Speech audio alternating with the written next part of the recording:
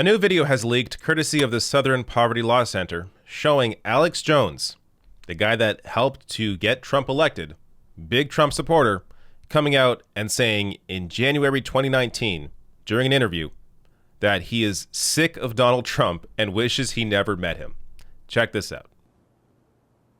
Part of me, the selfish part, wishes I'd never met Donald Trump, wishes that I'd never met Roger Stone, because unlike previous things I'd done that were game-changing, those were just time-space continuum reflections of the third big change I was going to be involved in, and that was bringing Donald John Trump into Austin. I'm going to say that again. I said Austin into office. Because this is, you guys are actually really good questions. This is going to be a really good thing, but I'm going to say it again in a minute. Let's drink some of this Armani. I'll try to say it. Because it's the truth, and I'm just going to say it, that I wish I never would have fucking met Trump. I wish it never would have happened. And it's not that the attacks that I've been through. I'm so sick of fucking Donald Trump, man. God, I'm fucking sick of him. And I'm not doing this because it's like I'm kissing his fucking ass. You know, it's just like I'm sick of it. Do it in a minute. All right. The last part of that video, where he says he's sick of Donald Trump. I feel like this is a rare moment where we see the real Alex Jones. Now, maybe I'm just projecting because I feel the exact same way, but this is a guy who hitched his wagon to Donald Trump, yet made a career off of creating these conspiracy theories about how the government is in control of your life. So if the government is in all these conspiracies, but then you get your guy into the White House, where do you go from there? So just looking at this purely from a career perspective, which you will see, I got more comments about how he feels about his audience in a second, but from a career perspective, which is what Alex Jones cares about, I don't think Donald Trump ultimately really helped him all that much. And especially now, since he's been kicked off social media, I mean, who even thinks about Alex Jones anymore?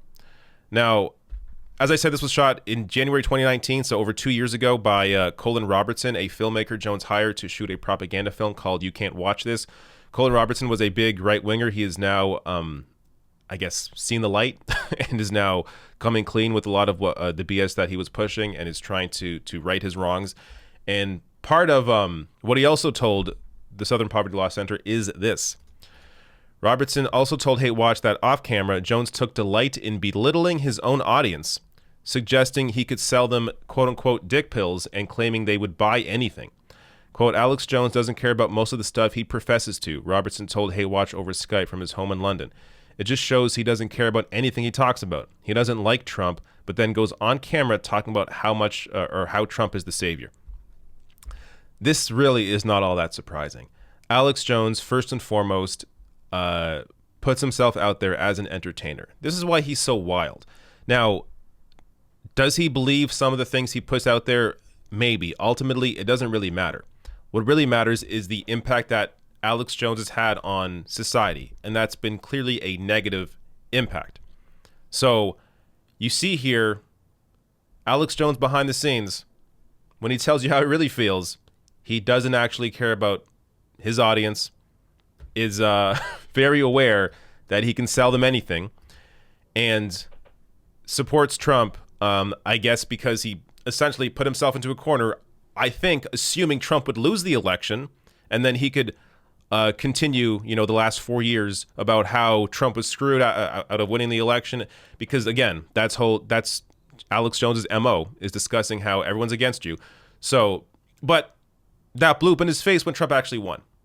So clearly now, I'm not sure where Alex Jones is at this point in terms of what he talks about, who his audience is, especially if he's now anti-Trump, at least publicly. You can't really deny this now. It's out there. But also, 2 months ago, he came out against QAnon. So at this point, it seems like he may try and shed himself of this part of him, but who's going to listen to him? Who's going to take him seriously?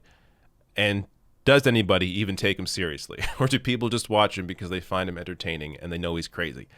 I think it's a mix, but I think, at the very least, we can see from this video that he is sick of Donald Trump as of 2 years ago, and I assume still is.